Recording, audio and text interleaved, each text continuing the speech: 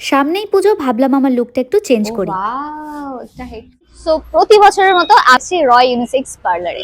আর তোমরা তো জানোই আমি আগের বছরও এখান থেকে আমার সমস্ত সার্ভিসটা নিয়েছিলাম, তো এবছরও আর অন্য কোথাও কেন যাব।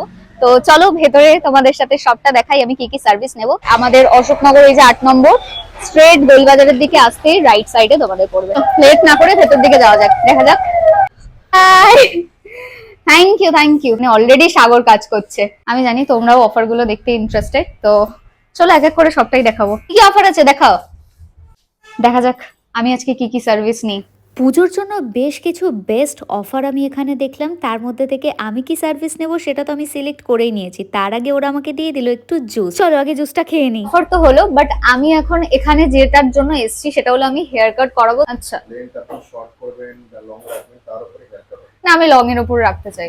মুখে আমি যতই লং হেয়ারের কথা বলি না কেন, এবার ভেবেছিলাম লুকটাকে সত্যিই একটু চেঞ্জ করব। বুকে পাথর রেখে ভেবেছিলাম আজকে হেয়ার কাটটা শর্ট আমি করেই তারপর বাড়ি যাব। সবার ফার্স্টে আমার হেয়ারটা ভালো করে ওয়াশ করে দিল, দেন এবার এখন আমার হবে হেয়ার কাট। বিশ্বাস করো, সেই বিয়ের পর থেকে আমি হেয়ার কাট তো করাইনি। আর এখানে এসে অনেক ভালো ভালো অফার দেখে তাই আর নিজেকে আটকাতে পারলাম না। আর একই রকমই বোরিং লুক নিয়ে আমি আর পারছিলাম না। তোমরা অনেকেই আমাকে সাজেস্ট করেছিলে দিদি বাটারফ্লাই কাট করো, আর কেউ কেউ বলেছিলে লেয়ার কাট করো। তো আমি ভেবেছিলাম শর্টের ওপরেই কিছু একটা করব। তো ফাইনালি কি কাট হয় সেটা তো তোমরা এন্ড পর্যন্ত দেখলেই বুঝতে পারবে।